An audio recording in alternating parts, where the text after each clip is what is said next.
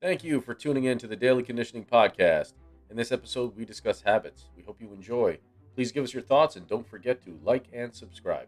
All right, so we're stuck on this quote, right? So the desire for more positive experience is itself a negative experience, and paradoxically, the acceptance of one's negative experience is itself a positive experience. And just to give context to people, this is from The Subtle Art of Not Giving a Fuck, very popular book right now. And I just wanted to just ask Osh if there was anything he had to say about that. I think it's a great quote. The way I interpret it is you being jealous of something or wanting something so bad can be a negative, and you accepting what you have, just like Osh and I agree on, is a positive thing.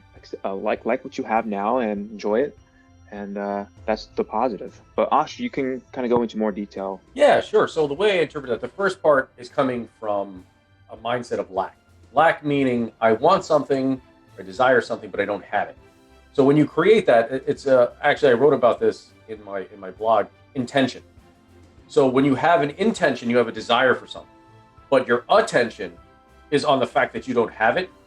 It's very hard to manifest that. It's very hard to get yourself in a positive mindset. So the idea is you have to align your attention with your intention. That's really, so you may want something and that's the desire is strong for it, but the fact that you don't have it and you know that you don't have it makes it, you seem like, oh, that seems like it's impossible. No, it's not. You have to put your attention to the fact that you're growing to get it, or that you have some element of it now, or you actually have to visualize yourself possessing that goal or achieving that goal. So that's that mindset where even if you don't have the thing, you're in the process of building it. There is a process. There's a law of attraction. There's also the law of gestation. It takes time for certain things to manifest. So part of that visualization, imagination power that we have as humans, you can visualize a particular thing happening and react to it and emotionally respond to it as if it is actually happening. An example would be watching a movie or listening to a story that has a great emotional impact. You'll listen to that or watch it and you'll feel the emotion. You'll cry, you'll get angry, you'll feel sad or whatever. So that's part of that as well. Now, going to the other contact, the other side of that part, where looking back on negative experiences and you say, all right, well, I can get something positive out of it, because the description I use, the definition I use, and I talked to Berto about this, is wisdom. So wisdom is knowledge or memory of a experience with only the value retained, not the emotional attachment. Meaning, a bad thing, a negative thing could have occurred in the past, or definitely everyone has had a negative experience. At the time, it may have felt very daunting. It could have felt like the worst thing in the world. But after you come through it and you actually learn from it, and now when I say absent of the emotional attachment, it's not that you're unaware that there was emotion that was tied to it. It's just you're not tethered to that emotion. In the context there, it's, I had a bad thing happen to me. It could have been, breaking up. It could have been a relationship that failed. It could have been a professional experience. It could have been a mistake you made with money. It could have been a variety of different things. When you look back and you're like, listen, I learned from it. I got the value from it, but I'm no longer emotionally tied to it. It's being able to provide that empathy to another person going through a similar situation, now that you went through and conquered some time ago. And additionally, if that certain situation were to come up again, you'd have the knowledge and the experience and the wisdom, if you will, to be able to either avoid it, not deal with it in the same way, or make adjustments so that you wouldn't have to have those concerns. And let me just repeat the quote one more time. The desire for more positive experience is itself a negative experience. And paradoxically, the acceptance of one's negative experience is itself a positive experience. Now, Ash, not that I have a problem with how you interpreted it, but I have to ask. My example would be, if someone were to lie at themselves and say, I can run this marathon. I know I can, because I've done it before. I have done this physical achievement before. So I know I can, but others don't know, but I know. Would that be considered lying to yourself?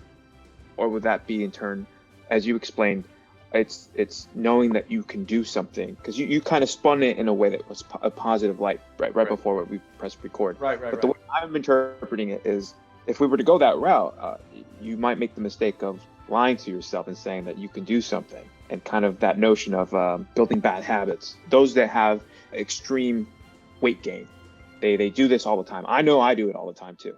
I would say, oh, I know I can bench press 200 pounds because I've done it before. I'll do it later. I know I can. That's sort of that lying to yourself that I feel that it can be misconstrued with this quote, saying that, yeah. Well, I think you hit the nail on the head there. It's lying to yourself. The person you must be honest with the most is yourself. You can tell yourself that you're going to do something. If you really don't believe it, it's not going to happen. And sometimes you can actually honestly believe that you want to do something, but because you've never done it before or never did the work, you're going to learn the hard way that when you try to do something. I mean, that's part of life, is learning. Experiential learning is that I have an idea, I want to do something. Oh, I think I got to. How many times have you done, and our listeners can do this, you wanted to do something new. So you did a little research, you went out there, you tried to did it, and you fell flat on your face. And you're like, oh snap, I didn't realize that. I guess I didn't know what more work I needed to do. So that's one thing, like not intentionally lying to yourself. You just don't have all the information. You're moving forward without developing a proper plan, without really doing all the research, without knowing what your capabilities are. Then there's the other side where you're actually lying to yourself, where you lie to other people. Listen, we all know people that have lied and they're like, I've done this, I could do this. And you know they're not going to, because they don't have the fortitude. They don't have that mindset. They're not really oriented. They don't hang on to things too much. That doesn't matter what someone says to someone else. What you say to yourself is the most important. Meaning, if you're going to say, all right, I'm going to go run a marathon in a month or 2 months or whatever the timeline is, or I know I can do it, that's great. You're not lying to yourself. But if you say I can go do it tomorrow and I've never trained before, that's insanity, right? So that's something you have to really kind of drill down. And it's good that you mentioned that, because that's really what it is. It's not lying to yourself when you say, right now, if you're poor or you don't have as much money as you want, you say, you know what? I'm a millionaire. I'm going to have a millionaire mindset. I'm going to make that money. Are you lying to yourself? No, you're not, because you're saying that to yourself and you really believe it. You're moving towards that thing. If you're moving in progression towards a particular thing, that's different. Now, if you're sitting on the side of the street and you're just yelling at people that walk by and say, I'm a millionaire, not doing anything, then that's a whole different thing in itself. And so today's episode is about habits and addictions and the difference between habits and addictions. But firstly, I'm just going to give my definition of, very layman's term definition of habits, right? So to me, habits is something that could be good or bad, something that you do on occasion or don't do. For our listeners, we wake up, we make our bed, we do our laundry, or we don't make our bed or do laundry. We don't go for the run, or we do.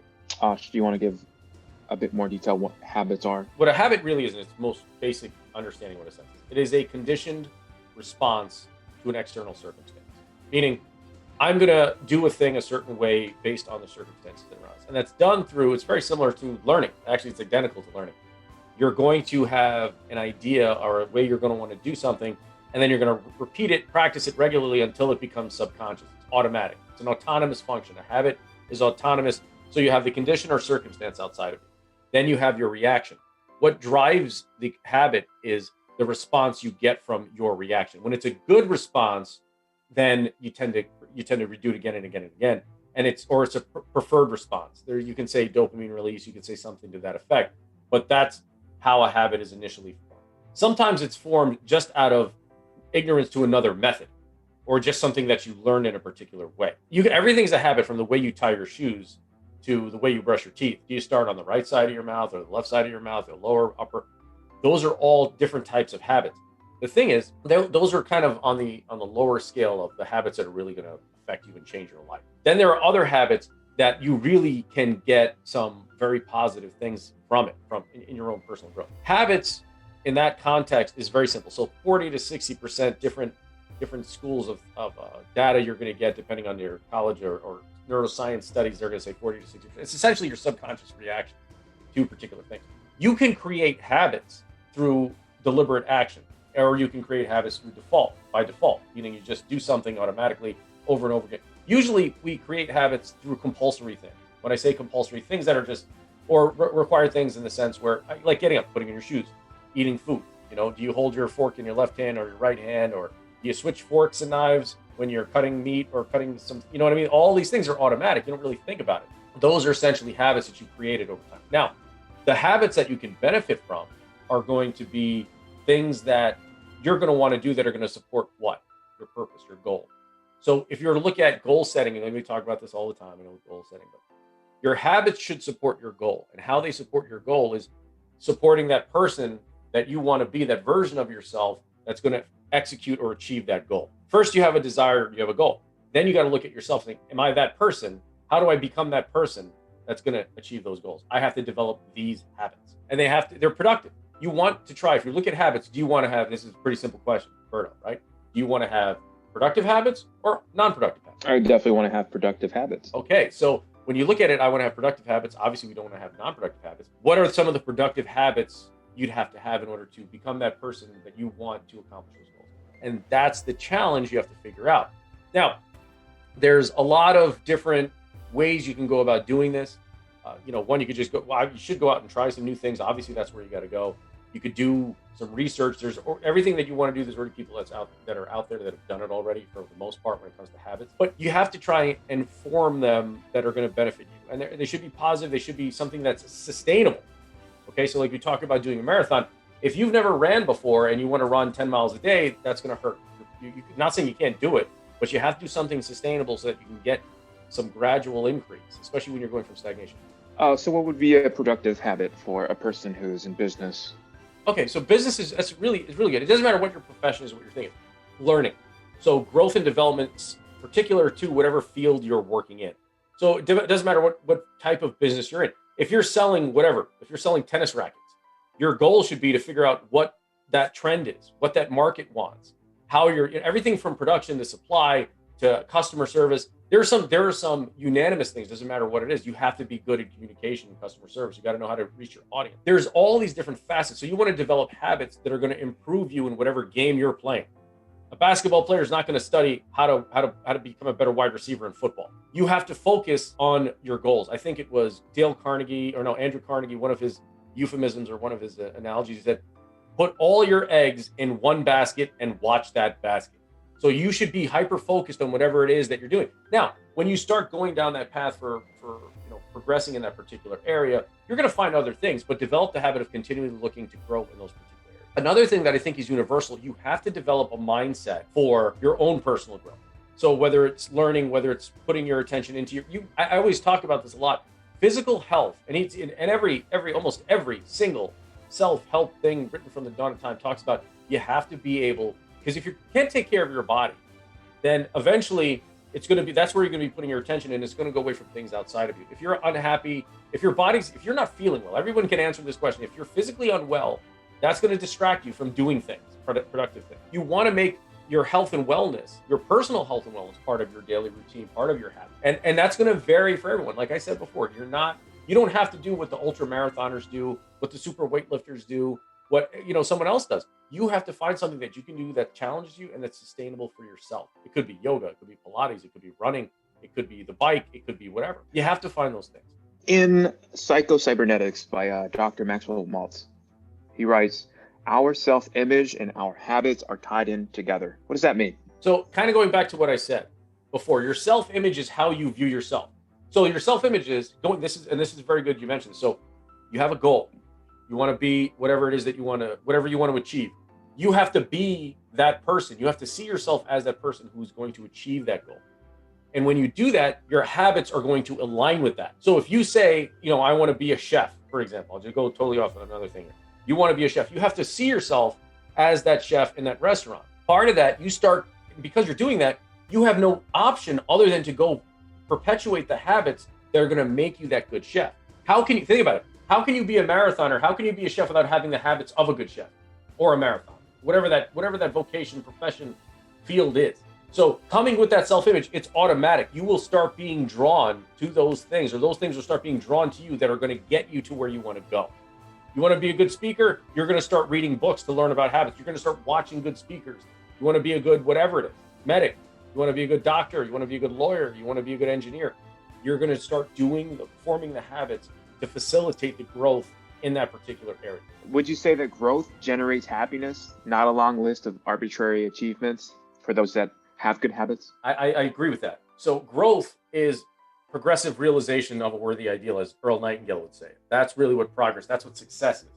When you are in a state where you're progressively realizing the things that you want manifesting, that's where you find the true success. That's where, because here's the thing, if you achieved something in the past, it's done. It's over. Meaning, if I won a race 10 years ago, how long can I win with that, hold that trophy up and be like, I'm the best? You're not the fastest anymore. You won. It's done. It's over. So that's where a lot of people get hung up on. They look at their past achievements and say, I did that. How many people can, people, I've been there, done that. I've been there, done that. I've been there, done that. Well, what are you doing? And that's really the whole thing. Habits, good habits, will get you in the mode of achieving things every single day, progressive realization of those goals. It's the journey is always the joy. It's not really this, it's not the end state. You know, we have more fun in the process, in the journey. Yeah, when we hit those achievements, it's great. You win the race, you make $1 million, you get promoted, you have all these things. That sounds great. But the idea is, what do you do once you achieve that goal? You should always have a goal. Your habit should be to achieve a goal every day. That's the never-ending thing. You want that to be perpetual. You want it to be infinite. You don't want to ever be like, I'm done. You know, that's the hat never finished, right? That's the whole point of it. We want to continue going. We want to continue to grow every single day. I don't want to ever say I'm done. What does that mean? I'm done. You know, I'm done for now. I'll take a knee. I got to go to sleep at night. I got to stop to eat some food once in a while and drink some water. That's not going to say I'm done. So then what's the difference between a habit and an addiction? That's a good distinction. They're very similar in that you're looking for things to get that dopamine response, to get that happiness, right? But typically addictions are looking outside of yourself for that happiness. And you're looking for something that you don't have innately. So for example, if you smoke, if you drink, if you do a drug, or those are the typical ones people know. But then there's negative addictions towards emotional addictions. People like feeling bad. People like doing these other things. And then there's essentially, when we categorize them, addictions are things that we are doing subconsciously or otherwise, but we consciously want to do it. Because here's the thing: if you've ever, smoked or ever did anything like that, or whatever it is, any type of thing that you're not happy about doing, you can't stop unless you are first. What is that phrase I'm looking for? That word I'm looking for, Broder? What do you think it is that you need in order to stop any addiction? What do you think you need to have? Regardless if you take hypnosis, you do this, you go to rehab, there has to be something there. You know what that is? The will to change. Absolutely. You have to actually have a genuine desire to do it.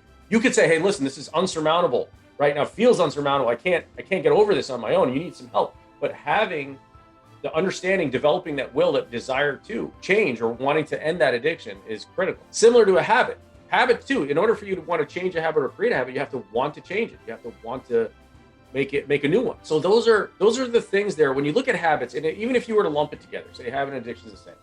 Fine, because they're essentially, you're doing something regularly to get a condition, your conditioned response. You're getting, whether you're taking a drug, whether you're getting angry at some people, whatever that habit is or that addiction is. The idea is you can change any one of those things, but there's something you need first in order to change it. And before you get the will to change it, you need the awareness. You need to develop an awareness to know what your habits or your addiction. We'll just say habits for the sake of this discussion. Are there different types of addiction? And if so, are some worse than others? All right. So let's talk about levels of addiction. So levels of addiction where we have some things that could be a little bit more moderate than others. And meaning there's levels of addiction. You can be addicted to two things and do just about the same amount. But one, because the chemical by itself, just the pure science of that chemical is much more dangerous for your body. It can do bad things to you. Or the nature of that emotional addiction is much more detrimental to you, your psychology, your mental welfare, your mental health. A lot of people look for answers outside of themselves, and that's where they come into a lot of this other stuff. They come into control addictions, where they're trying to control their children, their family, their spouses, and that can lead to negative mental, well-being as well, mental health. It's a lot of different levels. There's outside, essentially with addictions and levels of it. It's a matter of how powerful that outside stimulus or their outside circumstance is to that person. And that's going to drive the level of severity of that addiction and how powerful or how much. Because imagine this, if your whole happiness was surrounded around one thing, orbited around this one person doing this thing for you. And if that person didn't do it, you're just miserable or upset. That's a lot. That's pretty heavy. That's pretty heavily addicted towards a particular person or thing. And people are like, that doesn't make sense. Think about it. Look at yourself, look at people around you. How upset would you be if your spouse came home or your girlfriend or boyfriend came home and did a particular thing that you didn't like? How upset would you be? How upset have you been in the past if someone did something like that? Their ideas there. And that's just a simple thing that a lot of people can relate to. Everyone thinks addictions, drugs, and alcohol. They are. Yes, they can be bad. It's when that thing is controlling you because you need that in order to function. You need this condition or circumstance to be a specific way in order for you to be happy. All right. So what are some addictions or some bad habits that you know of? Well, there's a lot. I mean, we talked about the obvious ones, the drugs and stuff like that. But but you just mentioned that, and the not so obvious ones like watching too much television, watching whatever, Netflix, playing video games. Here's the thing, right? They're only bad addictions if they're doing bad things to you. And part of something doing bad things to you, you have to have the awareness that it is. Like, so I'm not going to sit here and say, like, someone watching TV or doing all this other stuff is bad for you. Where it's bad for you, it's relative to the individual. So if you're doing it so much that it's inhibiting your progress, then probably it's not the best thing for you. You want to try to find habits that are going to be conducive towards your growth or toward whatever. Like you mentioned, hey, what would a person in business would want to make a good habit? You can answer that question. So if you look at whatever your job, whatever the hell you're doing with your life, whatever you want to do, do your habits support that? That's the question you want to ask yourself. And if you say no, if I just argument's sake, I list 10 habits that if you don't even know what your habits are, then that's a big problem too. But if you say, if I want to be successful in this particular field, or I want to have this goal, what are my habits, and do those habits support it? That's the answer to your question right there. It's going to be, if your job is to review movies and shows on Netflix, then watching Netflix all day necessarily isn't the worst thing in the world for you, because that's your job and you get paid to do it. It's got to be relative towards what your goal is, and do those habits support it? And I just don't want to be, again, not to sound super self-righteous. No. And to clarify for our listeners, there are no good addictions, right? Because you said good habits, I think, relative, but there's no good addictions. Right? Listen. I think with addictions, it has a negative connotation in itself. I mean, when you think about habits can be bad. You can have bad habits, right? Biting nails is considered a bad habit, or being, hitting your dog or hitting your kids or whatever. That's a habit. Right? These are all different things. It's a reaction to your environment. So the addiction has a negative connotation because you're so tied to this external thing that you need, that typically with addictions, you tend to do bad things in order to get it, right? Or you tend to do things that you may not be proud of in order to do it. Like what a drug addict, what'll he do? Lie, cheat, steal, murder, all kinds of bad things to get his fix. Now, there's degrees of that, again, like you talk about.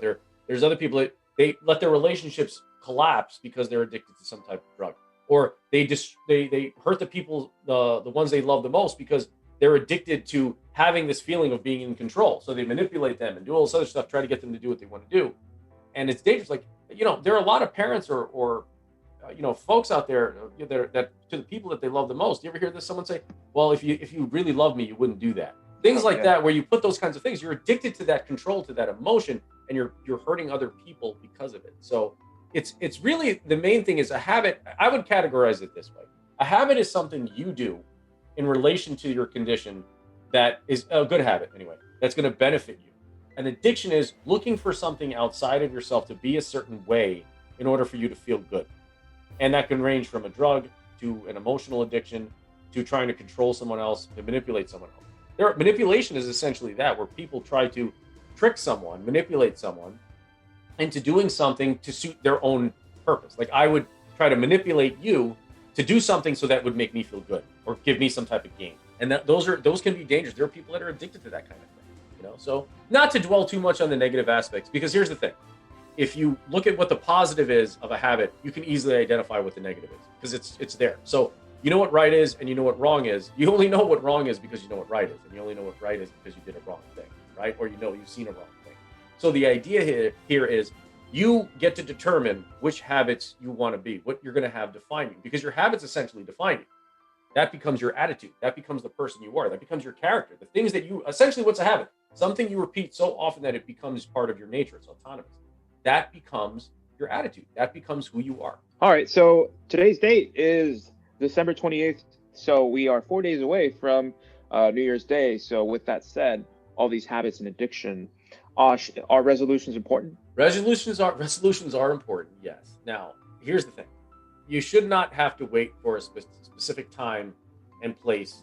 You're like, next week I'm going to start doing this, or next year, or this thing. Pick a point in time. You know what the best time to do anything, to make an improvement is? Quick question. Anybody? I've been waiting for this January 1st since last year. All right, so I don't know. I'm going to say January 1st is the best day. Right now. To start. That's the best time. Oh, top rope, buddy. Come on. I set you up for that one. You should have known that was coming.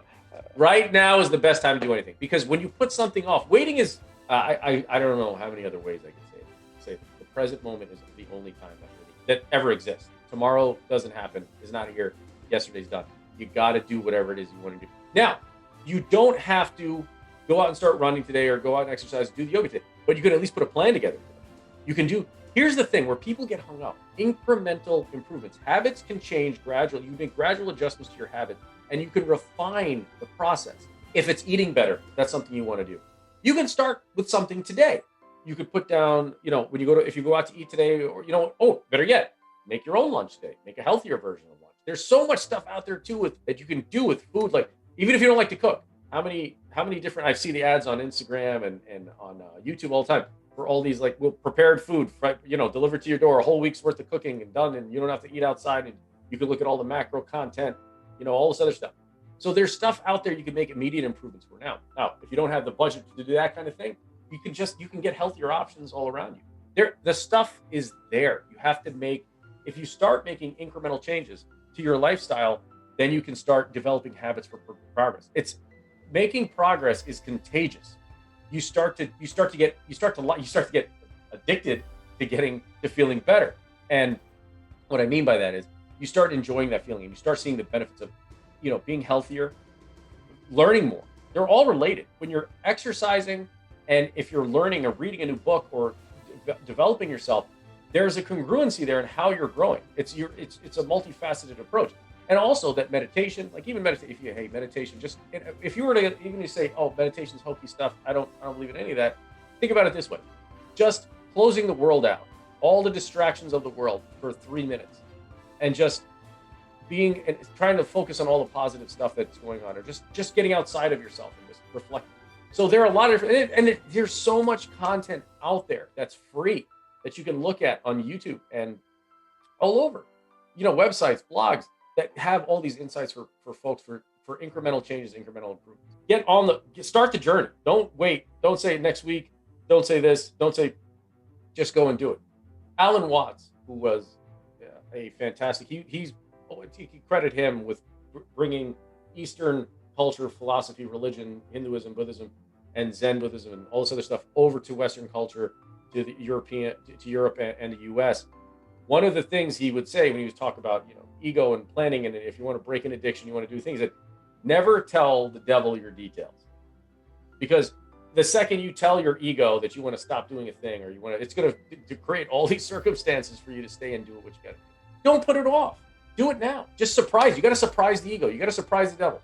Go do that thing. When I say devil, I don't mean a biblical devil. I mean that little voice inside you, that little self-doubt that tells you you can't do something. Just go and do it. Shock it. Shock your ego. Shock your system. Just go and do that thing. So don't wait for a particular time. If you need to you talk about resolutions, you talk about doing all this stuff on January 1st. Okay, listen, I look at it this way. Make today better than yesterday. Make your mindset from 6 months ago, a year ago, make that obsolete. Create a better mindset now. And you can do that as we go forward. Everything's a lesson. Everything is a lesson. The question is, am I taking that lesson, or am I just ignoring it and repeating the same mistake? When we talk about resolutions, create the habits now. Don't wait till January 1st. Mark Manson, in his same book, right, Subtle Art of Not Giving a Fuck, he writes that action results in inspiration, resulting in motivation, back to action, and then there's this feedback loop of action and motivation that causes resulting in good results, I guess, or resulting in good outcomes. Yes. Back to your example of you can do this now for those that are trying to eat better. Even if you fail, let's say it's Wednesday and you say, starting Monday, I'm going to eat better, and you eat like shit on Wednesday, the following Wednesday. Guess what? You've taken the first step. You can alter that plan that you mentioned, and you can do it again. So we don't have to wait till January 1st like I do in your perspective, we don't have to wait, right? No, Let me not just say it. Waiting is a great detriment to yourself when it comes to improvement. It's okay. Patience is a virtue, yes. Patience is different than waiting. Waiting is, I look at patience is, I want this thing, I want it so bad, and it's not here, and I'm getting upset. That's not having patience. Waiting is, I can do this now, but I don't want to. So back to that feedback loop. How do you find the inspiration to start that plan? It's the first step is the hardest. The beginning part is let me rephrase that. Getting, when you're in that mindset, moving in that direction on the initial onset can be difficult. So how do you get there? That's a good question. The first thing is you have to develop some discipline. You have to create, the will has to be there. Some habits are easier to start than others. Like if I said, all right, for some people, changing their diet is a lot easier than changing the way they exercise. Or reading a book is a lot easier for some people than doing any physical stuff. Or some people doing physical stuff is a lot easier for them than picking up a book. It's a matter of gradual increases, gradual changes. That's the easiest way to, sometimes you got to get shoved in the pool. Sometimes it's okay to stick your foot in a little bit and go in a little bit at a time. The reason why I say that, some things are more difficult for us to make changes. And there's a saying, I can't think of the quote exactly who said it, but you don't create new habits, you merely change the ones that you have. I think that's a pretty good way to look at it. So because you only have so much time in the day, right? So you only have so much time to do specific things. And with that being said, then you're either doing something, you're doing A, B, C, or D. You can't do A, B, C, and D all the time. You have to mix things up. So if instead of sleeping in for an hour, you get up and run, or instead of watching Netflix, I'm going to read a book or listen to an audiobook or do something else that's beneficial for me. Or I'm going to sit and write my, whatever it is I'm doing. I'm going to work on whatever goals I have. I'm going to, develop whatever craft I'm in, whatever goal, whatever profession I'm in. Those are choices we make. And the goal is, listen, even if it's 2 to 3%, 1% increase of doing something better than the day before, is that still growth? Yes. And that's the idea. You start loving that process. You fall in love with it and you start liking the outcome. So you start making the changes a little more deliberate and you start adapting. Likewise, part of the thing with habits it's a process in itself. You start figuring out what works for you. Like you might read a template, you might read somebody's template on how they get healthy. And you're like, okay, I'll try this because I have no baseline. And then you're like, well, I did it for like a couple weeks. I'm going to make these adjustments. I'm going to put artichokes here instead of asparagus, or I'm going to do this instead of that. And then you start learning and then you start doing. The best way to learn or to do anything is to actually do it. And by doing it, and going back to Dr. Maltz's book, it's that corrective mechanism that we have. We make a mistake, we learn from the mistake, and then we make the adjustment. That's the autocorrective, the servo mechanism that we have internally, our psychology, the way. If we go to push the door, if I tell you to go open the door and you've never seen this door before, it has looking like a standard door with a handle, you're going to grab the handle, you might pull first, you might push first. If one doesn't work, you're going to try the other one. If both don't work, then you're going to look at the thing. Is it locked? Is it unlocked? You see what I mean? We go through these automatic corrective mechanisms based on the information and knowledge base that we have. And if you don't have a knowledge base, then we kind of have to build it. And then that takes a little bit more of a process. But still, it's the same kind of context. So if you've never exercised, if you never ate well before, you weren't really conscious of all these different things, it's a matter of you developing that skill set and then applying it. And it's not a matter of time. It's really a matter of the importance of the desire. How bad do you want it? How much do you really want to grow? Because I've seen the amount of time it takes me to do my run in the morning. I know people would sit on the toilet that long, or I know people that would sit in a doing all kinds of putting their makeup on in the morning. It's not a matter of time. If you were to ask me, like, are you going to sit there for 40 minutes and put on makeup? I'm like, dude, no, I would never do that. That's just a waste of time for me. Or spend that much time combing my hair or, grooming or whatever like that. I'm 10 minutes in the bathroom, showered, shaved, and ready to go. That's where I put my effort in. Where I put my time is where it's indicative to where you're putting your effort. So that's something to consider. So where are you putting your energy in is going to be relative towards what's important to you. Thank you for listening. Don't forget to leave us your thoughts on this episode and anything you would like to hear about in the near future. And remember, make growth your daily routine.